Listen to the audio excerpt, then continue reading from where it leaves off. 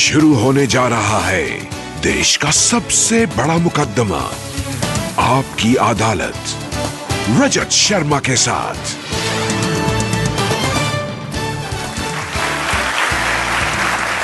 नमस्कार, आपकी अदालत में आपका स्वागत है। आपकी अदालत में आज पेश करेंगे एक ऐसे नेता को जो कैमरे पर कम दिखाई देते हैं, एक ऐसे नेता जो कैमरे पर आते हैं तो कम बोलते हैं, लेकिन जनता की तरफ से उन पर इल्जामात बहुत सारे हैं। बहुत लंबी फहरिस्त मेरे पास में है। Please welcome Bharatiya Janata party के नेता अमित शाह।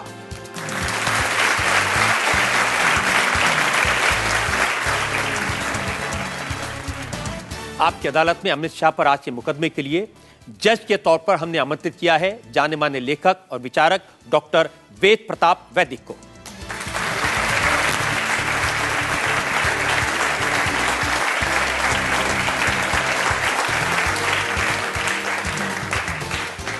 और इससे पहले कि आपकी अदालत में आज का मुकदमा शुरू करें, आज के जज डॉक्टर वेद प्रताप वैदिक की इजाजत चाहेंगे आज का कार्रवाई शुरू करने के लिए। कार्रवाई शुरू की जाए।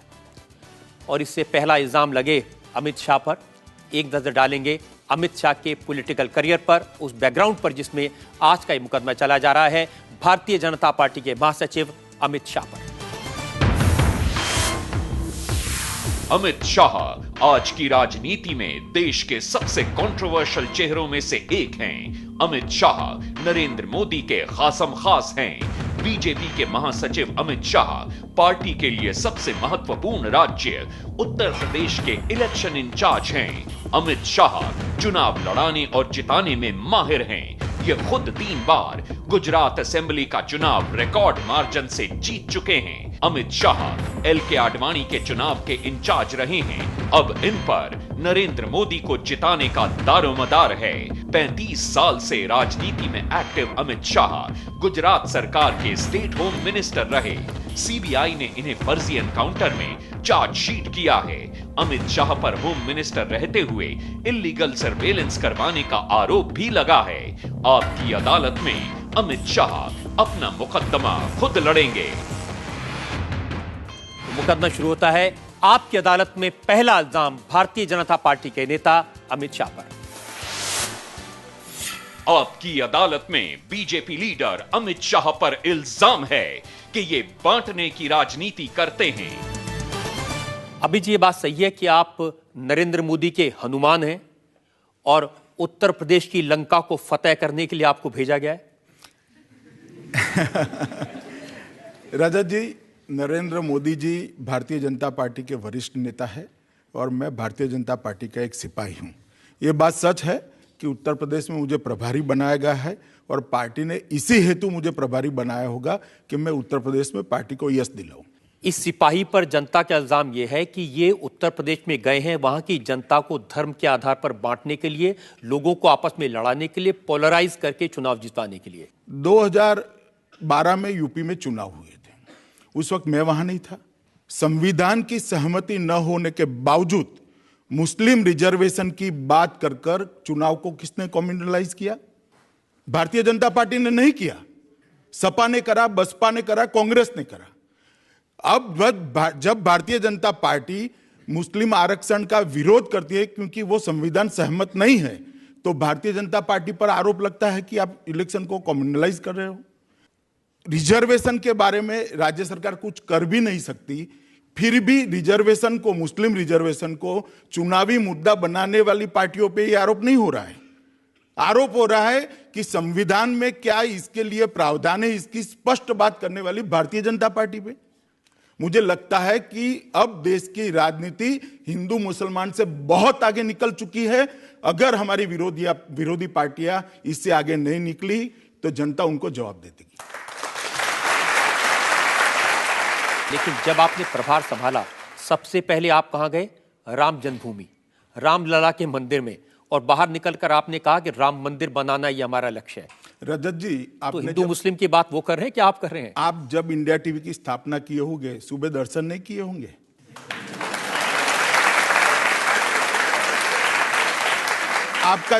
इससे आपका चैनल कम्युनलाइज हो जाएगा। ये मेरी व्यक्तिगत मान्यता है। मैं किसी भी शुभ काम करने से पहले भगवान से आशीर्वाद मांगता हूं ये मेरे विश्वास लेकिन का सवाल कितना आशीर्वाद मांग रहे हैं आप? राम जन्मभूमि भी गए, मुझे बात समझ में आती है, अपने काम शुरू करने से पहले राम का आशीर्वाद मांगा। आप अक्टूबर में मां विंध्यवासिनी की शरण में गए, जुलाई में उससे पहले आप गोरखनाथ के मंदिर में गए थे, आप काशी विश्वनाथ के मंदिर में गए, संकट मोचक मंदिर में गए। कोई मंदिर, कितना आशीर्वाद लेंगे आप? देखिए, आप इसको मंदिर मत मानिए, देश के करोड़ों लोगों के श्रद्धा केंद्र हैं और देश के करोड़ों लोगों की आस्था जिन स्थानों के साथ जुड़ी हुई है, इसके प्रति मेरी आस्था व्यक्त करना ये जननेता का भी एक काम है और मैं व्यक्तिगत रूप से भी मानता हूं उस जगह में किसी न किसी प्रकार की ऊर्जा होगी, तभी तो देश के करोड़ों लोग वहां जाते हैं। या आप अपना चेहरा, हिंदुत्व का चेहरा दिखाने की कोशिश कर रहे हैं मंदिरों में जाकर? देखिए, उसमें दिखाने की जरूरत नहीं है। मेरी पार्टी पे इतने इल्जाम पहले से लगे हैं। मैं जिस दिन से भारतीय जनता पार्टी का कार्यकर्ता बनता हूं उसी दिन से मुझ पर ये आरोप लगना बड़ा स्वाभाविक है, मैं कुछ करूं न करूं। जब आरोप लगी रहे तो दो चार मैं भी लगा देता हूं। जी जरूर लगाइए रजत जी। आजम खान साहब कहते हैं कि अमित शाह को नरेंद्र मोदी के कहने पर उत्तर प्रदेश भेजा गया और यहां दंगे करवाने के लिए भेजा गया, इसलिए उन्होंने मुजफ्फरनगर में दंगे करवाए। मुजफ्फरनगर दंगों के लिए अगर कोई एक बात जिम्मेदार है तो जो मूल घटना हुई थी उस वक्त सीआरपीसी के हिसाब से पुलिस ने कार्रवाई नहीं करी। अगर सीआरपीसी के हिसाब से पुलिस कार्रवाई करती तो इधर और साइड की भावनाएं भड़कने का सवाल ही पैदा नहीं होता था। मगर कि आप सीआरपीसी की कार्रवाई को, सामने आरोपी कौन है, किस धर्म का है, कितनी बड़ी वोट बैंक है, वो वोट बैंक मेरी पार्टी के साथ है या नहीं है, इसके आधार पर करते हैं। समाजवादी पार्टी की सरकार बिल्कुल वोट बैंक के आधार पर पॉलिटिक्स कर रही है, प्रशासन चला रही है, प्रशासन को बांट के रखा है और इसका रिएक्शन आना बड़ा लाजमी है। एक भी मेरा मुजफ्फरनगर के दंगों के पहले मुजफ्फरनगर ना दौरा हुआ है, ना मैंने मीटिंग करी है, ना मुजफ्फरनगर के इर्द गिर्द के किसी जिलों में मेरा दौरा हुआ है। मगर आरोप लगाने के लिए लगाना है और मीडिया को भी उसको उछालना है तो डेमोक्रेसी है भाई, कोई भी कुछ भी कर ले। जिनको उन्होंने पकड़ा, जिन्हें उन्होंने जेल में भेजा, भारतीय जनता पार्टी के एमएलए, आगरा में नरेंद्र मोदी की रैली हुई तो उन दोनों एमएलए संगीत सोम और सुरेश राणा, इन दोनों को जनता के सामने सार्वजनिक तौर पर सम्मानित किया गया। दंगे करवाने वालों को आप सम्मानित करेंगे और इल्जाम सरकार पर लगाएंगे? देखिए, उत्तर प्रदेश की राजनीति के अंदर एक भी सार्वजनिक जीवन का व्यक्ति बहुत कम मिलेंगे जिन पे कोई आरोप नहीं है। राजनीति का स्तर इतना नीचा गया है रजत जी, और मुझे इस बात का बड़ा खेद है। जहां तक इन दोनों विधायकों के सम्मान का सवाल है, उनका सम्मान दंगों से आरोप उन पर लगे ही इसके लिए नहीं किया गया। जिस एफआईआर पे उनकी अरेस्ट हुई, दूसरे ही दिन कोर्ट ने उनको जमानत दे दी क्योंकि प्राइमा फेसी केस नहीं बनता था। जैसे ही जमानत हुई, सिर्फ ये दोनों एमएलए को, 3 भारतीय जनता पार्टी के कार्यकर्ताओं को ही गुंडाधारा में, एनएसए में अंदर लिया गया और किसी पार्टी के कार्यकर्ता को नहीं लिया गया। फिर ये लोग एनएसए के तहत जेल में रहे क्योंकि एनएसए में बेल का प्रावधान नहीं है। जब एनएसए की बोर्ड के सामने केस चला तो एनएसए ने कहा कि इनके खिलाफ, एनएसए के बोर्ड ने कहा इनके खिलाफ एनएसए लगाने योग्य कोई भी बात नहीं है, हम इनको बरी करते हैं क्योंकि सरकार ने उनको गलत तरीके से जेल में रखा था और दमन के खिलाफ वो लड़े थे, इसलिए उनका सम्मान किया था, नहीं कि दंगों के आरोप उन पर है इसलिए। लेकिन अमित जी, जो मुख्यमंत्री है उत्तर प्रदेश अखिलेश यादव, उन्होंने कहा कि मुजफ्फरनगर के दंगों में एक सोची समझी रणनीति के तहत भारतीय जनता पार्टी ने लोगों को भड़काया और ताकि पोलराइज कर सकें और वोट पा सकें।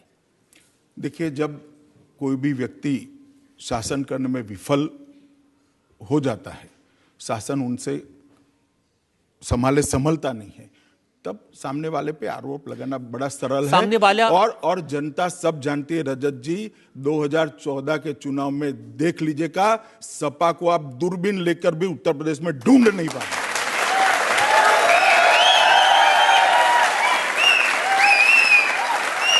अमित जी, ये इल्जाम इसलिए लगते हैं क्योंकि पृष्ठभूमि है, आप गुजरात से आते हैं, उसकी सरकार में मंत्री थे, 2002 में जहां आपकी सरकार थी भारतीय जनता पार्टी की और वहां दंगे हुए जिसमें लोग मारे गए? देखिए, देश भर में कितने राज्यों में कितने दंगे हुए इसके इतिहास में मैं जानना नहीं चाहता। मैं सिर्फ इतना कहता हूं कि जहां भारतीय जनता पार्टी की सरकार होती है और जहां कोई भी भारतीय जनता पार्टी का ओजस्वी नेता शासन करता है, वहां दंगों को भारतीय जनता पार्टी के नेता के साथ चिपकाने का एक फैशन हो चुका है। और भारतीय जनता पार्टी की सरकार, नरेंद्र मोदी की सरकार गुजरात के हर गांव में बिजली पहुंचाती, उस पर एक भी कार्यक्रम नहीं होता। हर गांव को रोड से कनेक्ट कर देती है, एक भी कार्यक्रम नहीं होता। 108 11 मिनट के अंदर गांव में भी पहुंच जाती है, एक भी कार्यक्रम नहीं होता। हर 60 किलोमीटर में ट्रॉमा सेंटर बन जाता है, एक भी कार्यक्रम नहीं होता। भूजल के स्तर ऊपर आते हैं, कोई कार्यक्रम नहीं होता। नदियों का जुड़ाव होता है, कोई कार्यक्रम नहीं होता। इतने सारे विकास के काम, चाहे वो आदिवासी हो, चाहे सागर तट के लोग हो, चाहे दलित हो, पिछड़ों को आगे लाकर एक वेलफेयर स्टेट की रचना करने का काम गुजरात में किया। इसको ना मीडिया बताता है, ना एनजीओ बताते हैं, ना कोर्ट इसकी कभी प्रशंसा करती है। सिर्फ 12 साल के बाद भी आज दंगों की बात कर चीजों को कम्युनलाइज करने की एक फैशन हो चुकी है। रजत जी, मुझे लगता है मीडिया को उसमें से बाहर आना चाहिए। 2002 के बाद 2014 तक गुजरात में एक भी पुलिस स्टेशन ऐसा नहीं है जिसमें कर्फ्यू लगा हो। इतनी अच्छी लॉ एंड ऑर्डर की स्थिति कहीं पर नहीं है। महिलाएं जितनी गुजरात में सुरक्षित है उतनी देश में कहीं पर नहीं है। फिर भी सिर्फ दंगों की बात कर गुजरात को बदनाम करने की ये साजिश है। मुझे लगता है कि आपकी अदालत में इसको नहीं पढ़ना चाहिए। आपकी अदालत को दोषी मत दीजिए। नहीं, दोष नहीं कहता, मैं दोष नहीं देता। ये इल्जाम प्रधानमंत्री ने लगाया। प्रधानमंत्री मनमोहन सिंह ने कहा ये वही टीम है जिसने गुजरात में दंगे करवाए, अहमदाबाद की सड़कों पर कत्लेआम हुआ। राहुल गांधी ने जब इंटरव्यू दिया, उन्होंने कहा गुजरात में जो दंगे हुए वो सरकार ने भड़काए थे, सरकार, गवर्नमेंट स्पॉन्सर्ड थे। राहुल गांधी और प्रधानमंत्री ने सबसे पहले तो इस देश में सबसे करप्ट सरकार क्यों चलाई इसका जवाब देना है। महंगाई क्यों कंट्रोल में नहीं आती इसका जवाब देना है। भाई हेमराज का सर काटकर उसको क्यों अपमानित कर दिया इसका जवाब देना है। महिलाएं क्यों असुरक्षित हो गई इसका जवाब देना है। राहुल गांधी और मनमोहन की सरकार ने बाबा रामदेव पर लाठी क्यों चली इसका जवाब देना है। अन्ना को जेल में क्यों डाला उसका जवाब देना है। युवा बेरोजगार होकर क्यों घुमा उसका जवाब देना है। काफी चीजों का जवाब देना है। हमें सवाल पूछने से ज्यादा अच्छा यह है कि वो आत्मनिरीक्षण करे और चुनाव में लड़ना है या नहीं लड़ना है उसका फैसला करे। उनके इस सवाल का तो जवाब देंगे कि 2002 में जो दंगे हुए उनमें और जो दिल्ली में 84 में दंगे हुए में बड़ा अंतर था। एक में सरकार पीछे थी। नहीं, दोनों में अंतर है। मैं भी मानता हूं गुजरात में सरकार पीछे नहीं थी, यहां सरकार पीछे थी। मैं इसके तर्क भी देना चाहता हूं रजत जी आज आपको, क्योंकि जिस दिन दंगा हुआ उसी दिन गुजरात में मिलिट्री लाई गई, मिलिट्री को एनफोर्स करा गया। दिल्ली राजधानी होने के बावजूद भी मिलिट्री नहीं फोर्स में लाई गई। आप आंकड़े देख लीजिएगा, गुजरात में तुरंत ही पुलिस ने इफेक्टिव एक्शन लिए। कितनी टीयर गैस दागे गए, कितनी गोलियां दागी गई, कितने दंगाई मारे गए। और उसकी तुलनात्मक दृष्टि से सिख राइट्स को देख लीजिए, पुलिस ने क्या करा। यहां तो देश का प्रधानमंत्री मंच पर से कहता है कि एक बड़ा पेड़ गिरता है तो धरती हिलती है। पेड़ मतलब इंदिरा गांधी और धरती मतलब सिख। इससे ज्यादा बड़ा सर्टिफिकेट दंगाइयों को क्या हो सकता है, इससे ज्यादा बड़ा समर्थन क्या हो सकता है। और आज कोई इस विधान पर सवाल उठाने के लिए तैयार नहीं है। लेकिन अमित जी, नरेंद्र मोदी का एक भी स्टेटमेंट ऐसा लाइए जिससे दंगाइयों के हौसले बुलंद हुए हो, एक भी स्टेटमेंट नहीं है। और राजीव गांधी का स्टेटमेंट मैंने भी उस वक्त बहुत छोटा कार्यकर्ता था, टीवी पर देखा है। टीवी इतना फैला हुआ नहीं था, फिर भी दिखाया जाता था बार बार। लेकिन राजीव गांधी ने तो माफी मांगी। राजीव गांधी ने, रजत जी गलतफहमी मत फैलाइए, राजीव गांधी ने कभी माफी नहीं मांगी। माफी बेचारे मनमोहन सिंह से मंगवा ली। और जब दंगे हुए तब तो मनमोहन सिंह बेचारे फाइनेंस मिनिस्ट्री में कोई पद ऊपर होंगे, वो अपना लिखाई पढ़ाई का काम कर रहे थे, उसको पकड़कर माफी मांगी।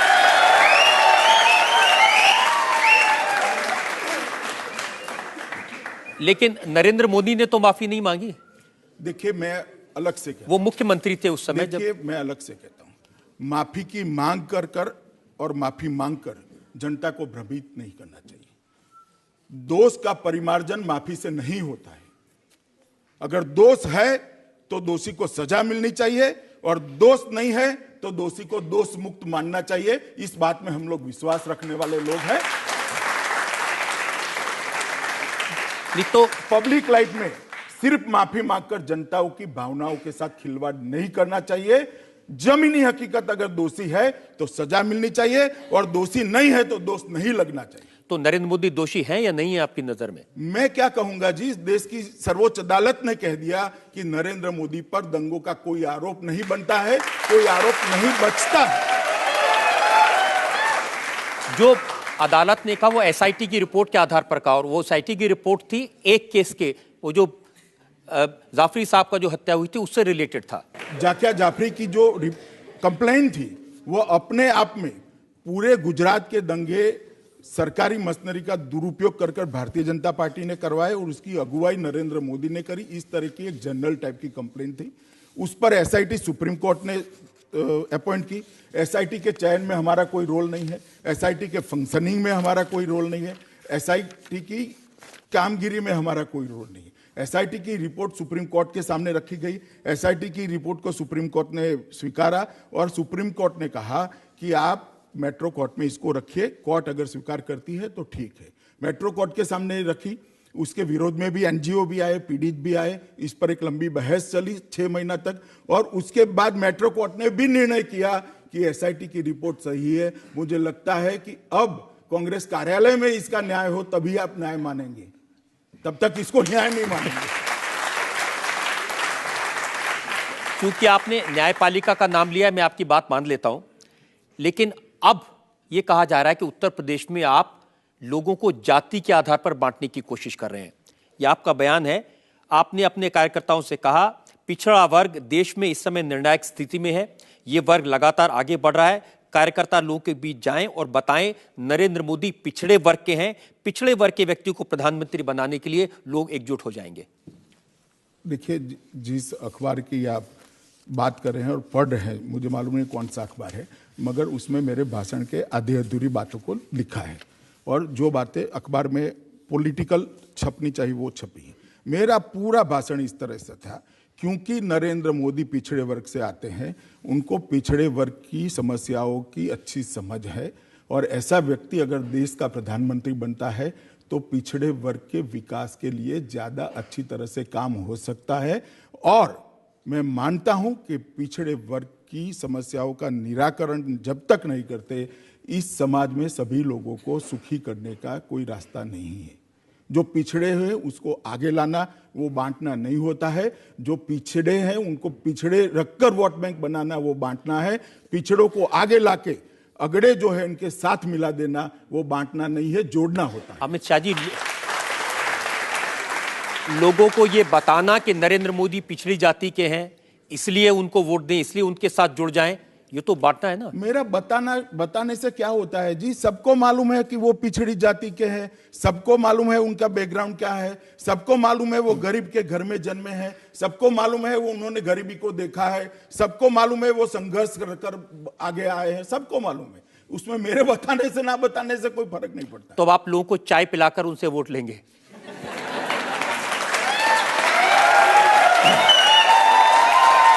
देखिए